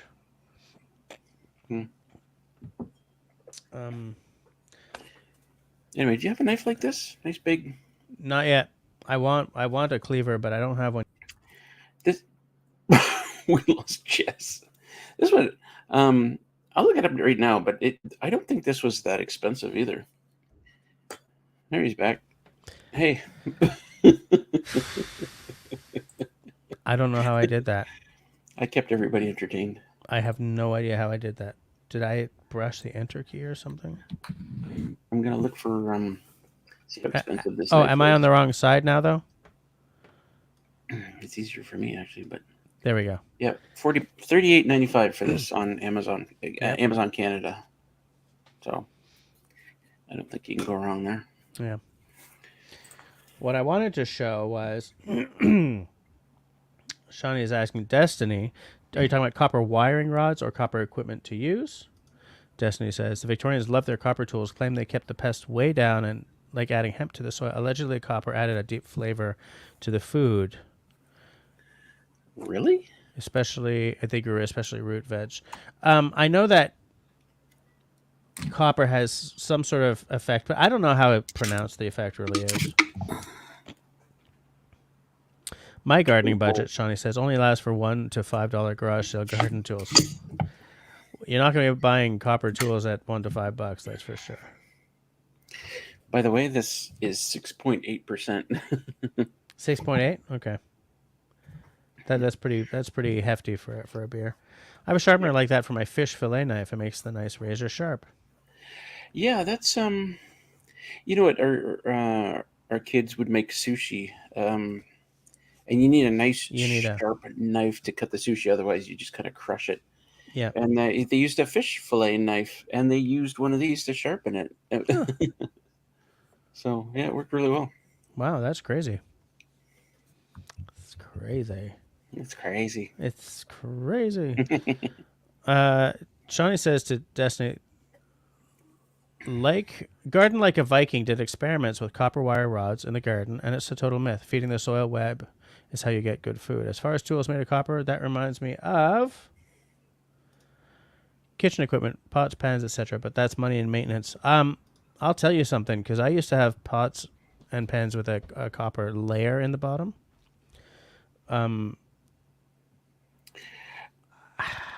That's a bit different, though, right? Well, yeah. I love copper pots and everything, but I don't think the performance. I think the price performance ratio for someone of my income is all wrong on them. They look beautiful. They cook very well. You know, the heat distribution is fabulous, but the difference in price is way outré, shall we say? Outré? Yeah. Out there? Yeah, it's out there. It's a little gauche. If I won the lottery tonight, I would totally buy. Well, here's the thing: if I won the lottery tonight, I would replace my cooktop with an induction top, and I don't know if the copper pots would work with that. Sure, why wouldn't they? Would they? Because there's a magnetic element that has to be. Copper's not magnetic. But then it probably wouldn't work. Like, I know that my cast iron, which I think is still the pinnacle of food cooking technology, cast iron will work on it. Stainless will work. Oh, you guys and your cast iron. I do love me some cast iron. I'm all my pots and pans are all non-stick, and I love them. I treat them very well. Blah blah blah. All right, because Seminole. Seminole. Just gonna drop that gold nugget in there. Seminole. Solid gold. It's a copper nugget, actually. I'm pouring a very small dram. Very small. A very small dram. Because there's a half hour left of the live stream. Yep. You know what else I have?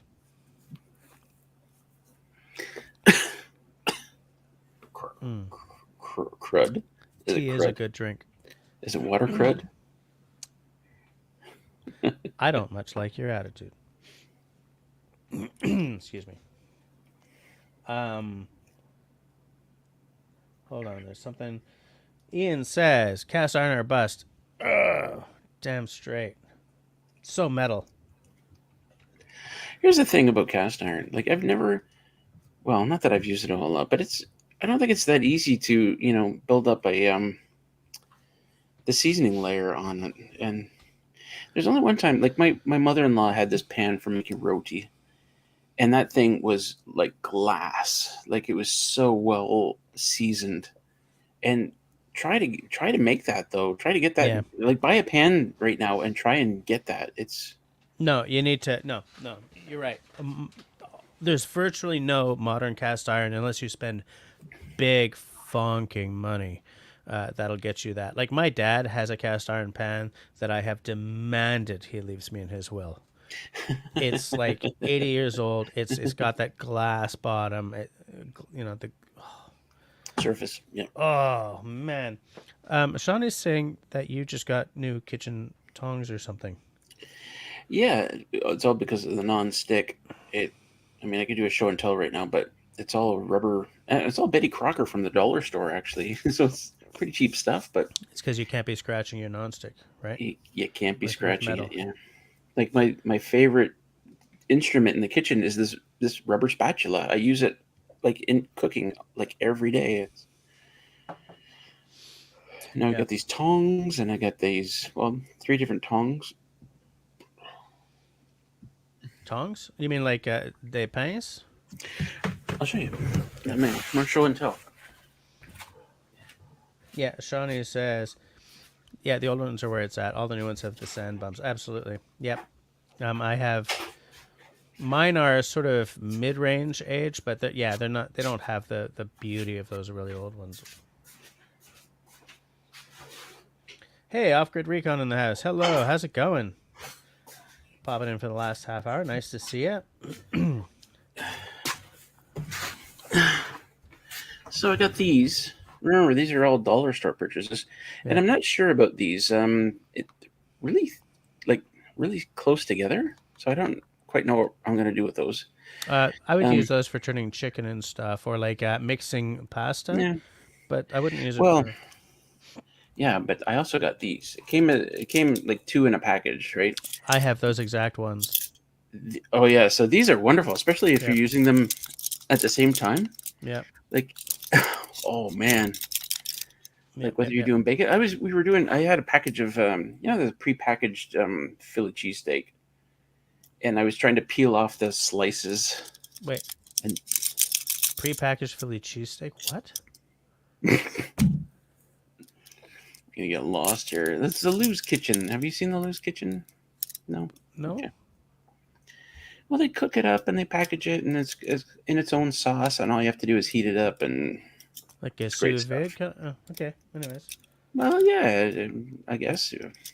Right. Anyway, it's just great for. Like, I feel like Krusty the Krab now, but it's just great for. I'm gonna tell Christy you called her a crab. Krusty the Krab. Country Boy says Seminole Boreal. You're welcome, Russell. Wait, yeah, there you go. Country Boy's been listening. We're making a list. Listening for weeks. Colorado. Off-Grid is in Colorado this week. It's beautiful. I can well imagine. It's probably amazing right now. Where is Christy? She was here earlier and then she disappeared. Oh, there she is. Still watching. Off-Grid chases his dog with those. Shawnee says those tongs are good size for my kids.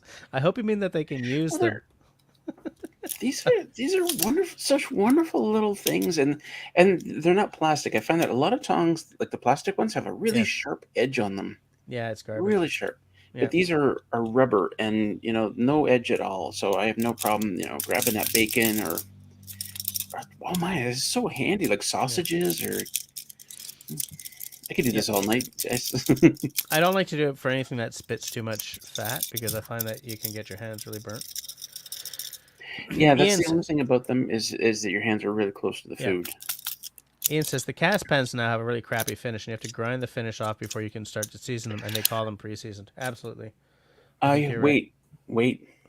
I've heard though that you're not supposed to do that because if you grind it down, you make it smooth, then there's nowhere for the oil to kind of get in there and stick, right?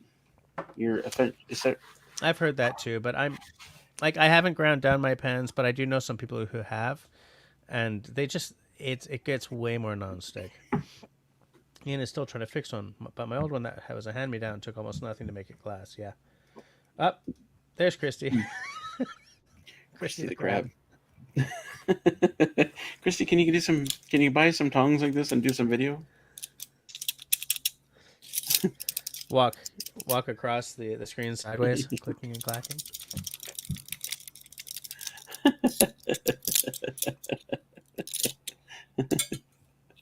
I love these things. I'm going to go to bed with them. Problem is this tea's gone cold now. The crud water? The crud water? This crud water is gone cold. No, wait. Sorry, it's water crud. Water crud? Watercress? I like watercress. Do you? Yeah. You know what watercress is in French? Oh, I shouldn't have asked that because I've gone and forgotten it. Oh, rats. I had a watercress soup last week, but but it was a French language menu. I forgot it. Never mind. Forget it. Forget I said anything. Everybody rewind and then forget the past few seconds. I think what's the kitchen utensil I would love to have but cannot find any space for? Oh wait, can we guess or? Sure, go. One of those things that stirs dough. It's got the two prongs on it. Okay, no. Oh, yeah, one of those KitchenAid mixers, like the pro level one that you can put that attachment on. That's not where I was going, but I want one of those. It's so bad I can taste it. And the wife has said, "Where are we going to put that?" But yeah, the KitchenAid Pro level. Oh man, shift.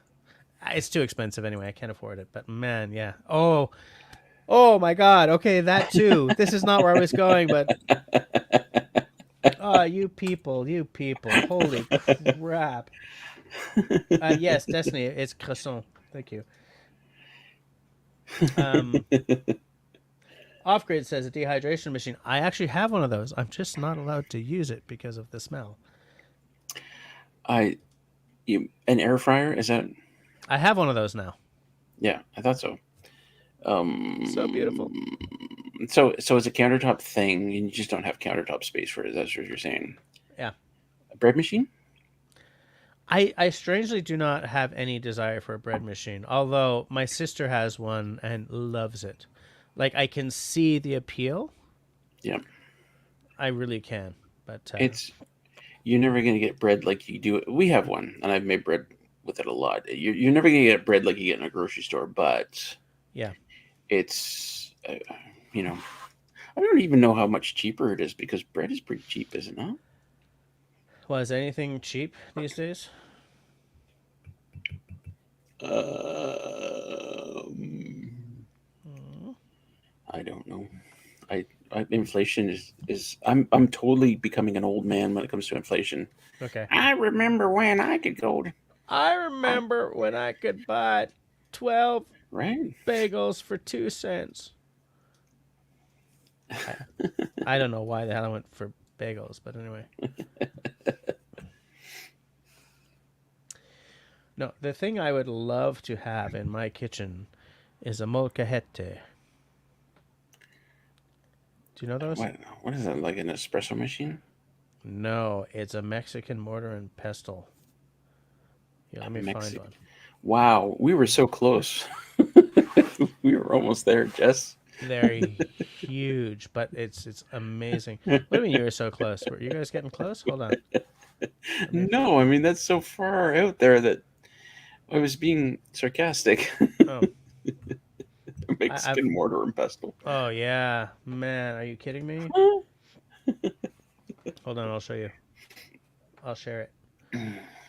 Did I find one? Yes, I found one. Okay, hold on, I will share. Oh, so nice.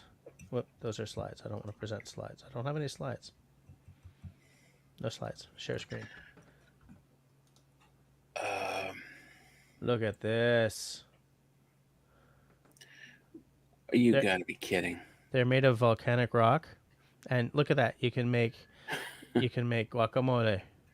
You can make pesto. I wouldn't do anything with shrimp in it because washing and everything. But yeah, they're big. They're like 9 inches across. Wait, what's this one? 8 inches. Okay, so they're 8 inches across. They're forged in a volcano. Volcanic rock. Oh, wow. Okay, then. Yeah, man. Woo! Look at that. Yeah. I can see. So, it's your wife that put a stop to that one? Well, I mean, she bought me a very small, like a much smaller one. It's like, here you go.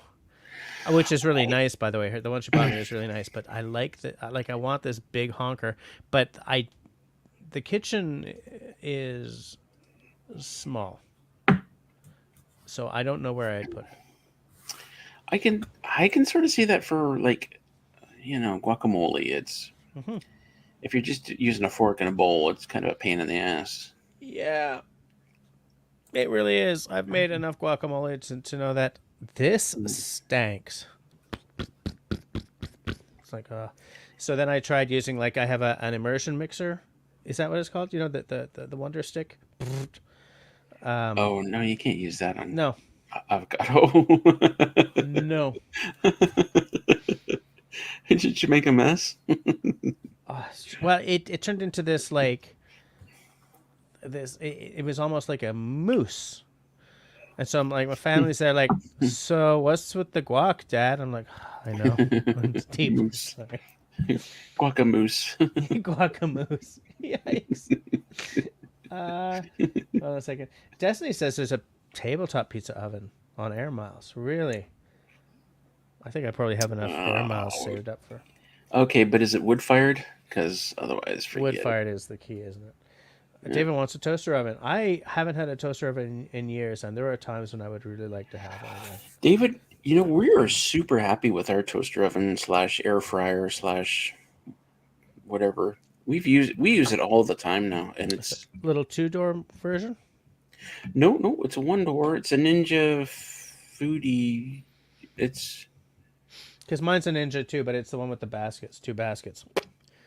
Yeah, no, it's not that. No, this is a traditional toaster oven, but it also does air frying and a bunch of other crap. Yeah, my mother-in-law has one, but I think it has 2 doors, but it's the little toaster oven style one. I think those might be a little more practical than my air fryer because of the toaster oven element. But element oven, right? Hey, ba-ding, just go with me on that. Yeah, I'll go with you on that. Okay. What's the first thing you will grind in your Mexican mortar and pestle? I will make, well, if I had one, I would make guac first off. Absolutely. I love a nice guac, and I think I make a pretty good one. Except I just don't have the patience for the fork and the bowl. David says, I loved it in uni when I got a dozen day-old donuts for $1. Yeah, these days a dozen day-old donuts cost more than $1.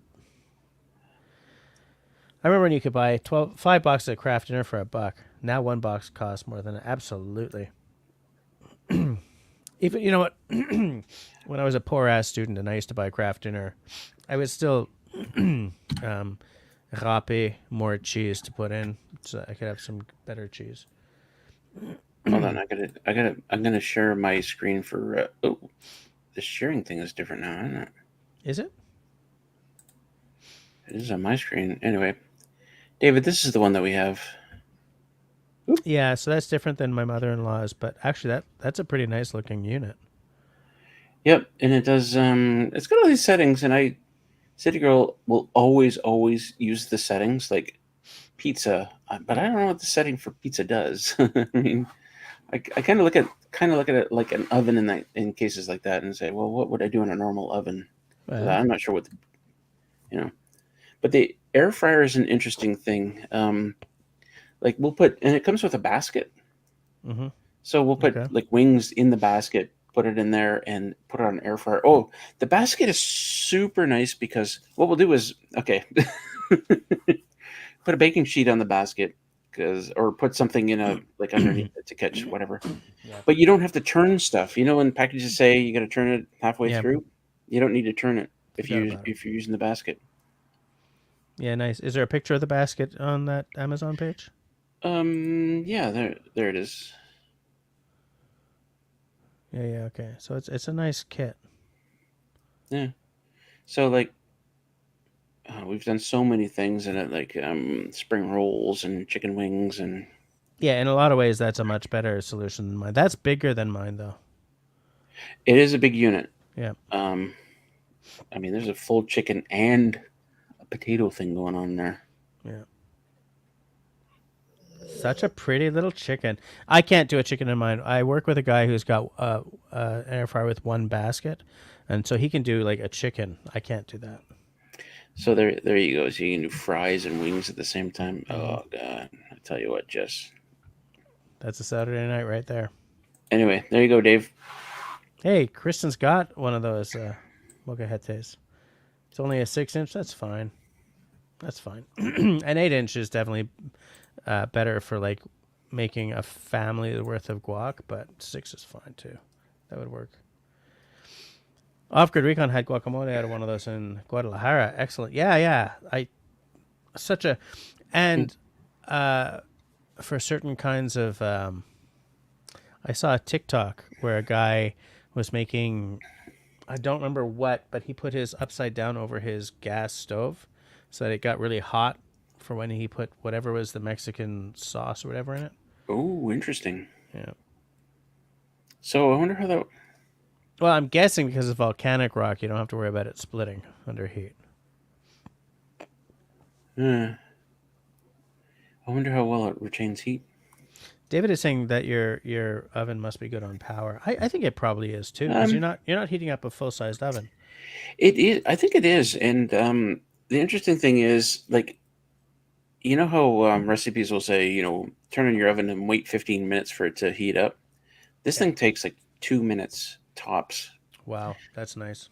It might even just be a minute. Like I don't bother waiting for it to beep to say, "Hey, I'm ready." I put my food in right away, and there you go. Yeah, I don't preheat mine either. I probably should, but I don't. Yeah. Well, in a regular oven, you probably should. In a regular oven, I absolutely do. My wife doesn't, but I do. I'm like, you're gonna give us botulism. I'm gonna pour a small dram. Small dram. Just a wee dram. I've had my second dram, so I'm done for the night. I'm having tea, but this tea is cold now. It ain't the same when it's cold. It ain't the same when it's cold. You know what I'm saying? It doesn't really matter. So how far down that bottle of red are you now? Which bottle? Oh, do you have two? Yeah, we don't talk about how many bottles we've gone through, Jess. Fair enough. That's not a small dram. Wait, you got an ice cube in there. It's a huge ice cube. Okay. It's bigger than all outdoors. I mean, look at the size of that thing. Okay. Fair enough. And don't worry. I gotta compensate for. We don't. No. We don't say we have got to compensate, Russell. We don't say we got to compensate. Okay, you know what it's like? It's like you've got cookies and you've got milk. Yeah. And sometimes you run out of cookies before you run out of milk, so you have to get more cookies. Yeah. And then you run out of milk before you finish your cookies, you have to get more milk. And then you run out of cookies before you finish your milk, so you have to get more cookies. And then you run out of milk. And you see where I'm going with this, right? It's just math. It's straight math. It's straight math, absolutely. Mm-hmm. Yes, I see where you went with that. I don't dunk my cookies in milk, but I do dunk them in tea. The chocolate chip cookie, which is the one true cookie, by the way. Ew. Don't let anyone tell you any different. That dunked in tea and then. Oh man, it's either milk or hot chocolate. It's tea. Did you see that viral video? Women at a sports game. The camera just happened to be. It was one of those moments where they put the camera on this woman, and then put her on the big monitor, the jumbotron monitor, or whatever. Yeah. And she's sitting there with her soft drink and chicken wings, or chicken tenders, whatever. And she's dipping it in her soft drink and then eating it. Like, what are you doing? And then she looks up and she sees herself and she's like, "Oh," so embarrassed. No. But that's got to be the worst. Your chicken tender and a soft drink. Like what? What does that do for you? Christy's with you, by the way. Cookies and milk are gone in one night. I'm not eating a lot of cookies these days. I'm really trying to sort of drop another 10 or 20 pounds. I'm doing pounds so that everyone will understand me. I gave up cookies a while back. I hate it because I love a cookie after a meal. I like specific cookies. Like I used to love those wafers, the wafer cookies, and I don't know why. I used to like pull them apart carefully and eat each layer. I hate Oreos, always have, but I do love the Fudgio. Actually, I don't know if I would still love the Fudgio. But to me, like the crunchy, sort of the traditional chocolate chip is the one true cookie. I love chocolate chip cookies. I would go for the double chocolate cookies, but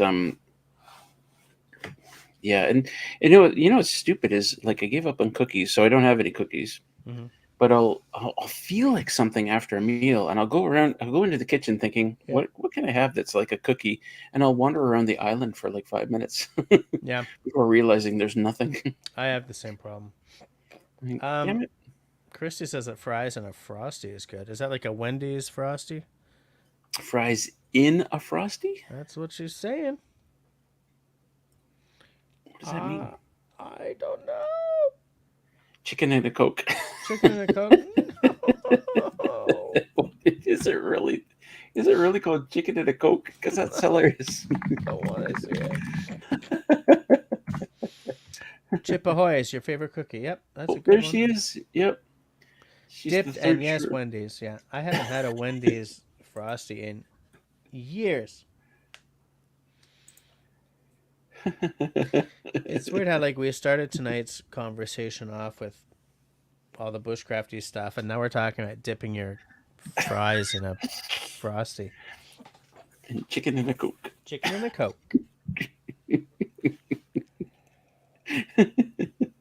Which to me sounds like the worst of the worst. Well, to each their own. It's kind of like rural. You know what? I'm not going to go down that rabbit hole. Leave the rabbit holes alone. What? Country Boy is... What? Fries dipped in ice cream is awesome, salty and sweet. No, to me, salty and sweet being good, that's like a sea salt and caramel, salted caramel chocolate kind of thing. I'll meet you halfway on that, but dipping my fries in a Frosty? No. Salted caramel. Oh, man. Why isn't there more things like that? Because the world is a cruel and cold place. What cruel happened and cold. Both cruel and cold, both at the same time. That is why we do not have more salted caramel. Cruel world. Cold world. Cold and cruel world. Ice cream with no fries. Caramel with no salt. Pain. Suffering. Suffering and pain. Both of which, by the way, lead to the dark side. The dark side. Dark side. And once you embrace the dark side forever, will it rule your destiny? Country Boy says that I should try it. I will. Oh, sure. I will absolutely try it. For me, ice cream, like, I want to put like ice cream on a, I was going to say a bear paw, but I meant like a beaver tail. For those of you who are not Canadian, a beaver tail is a pastry. I don't mean going and hacking the tail off a beaver. Oh, Russell gave me some money. Donation for the next forest adventure. Thanks, buddy. I tend to forget, I have a good time during your live stream, and I tend to forget that. Yeah, but we're also members of each other's channels, so we are making. I know. It's just to celebrate. Like, I look at it like this. Like, if you went to see a movie, a 2-hour movie, how much would you pay? Like $20. That, and if you get popcorn and stuff, it's. Oh yeah, you know what I noticed? More. Yeah, you're absolutely right. I was shocked at how quickly a family of 3 or 4 hits $100 plus at that concession stand. So that's the way I look at it. Like, well, if I was going to do that, I'd spend that much, and but you entertain us for 2 hours, so. Fair enough. Oh, give some. Oh, you already gave us notes, but. Wow, now that I'm. This time, because I went in and I went, instead of like a gentle sniff, and man, I got a whole ethanol burn right up the schnoz.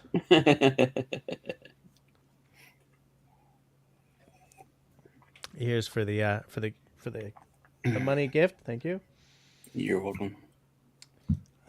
David says, "Whatever happened to Tightwad Tuesdays? I don't know. What the hell is that? Is that a movie? That must be a movie night thing. But we never called it Tightwad. It was. Oh yeah, Cheapy Tuesdays. It was something Tuesdays. Yeah. Cheap night on Tuesdays. I don't know what the hell happened to that. That was amazing. I saw most of my movies through the 90s on Cheapy Tuesdays. Yeah. Yeah, Shawnee knows too. Yeah. Yeah, those were good days. I miss the days when a movie theater wasn't a multiplex with like 12 big cinemas in it, and like going to the movie was like dropping a C note every bloody time if you have a family, you know? Yeah, David, I know exactly what you're talking about. Yeah, I remember it too.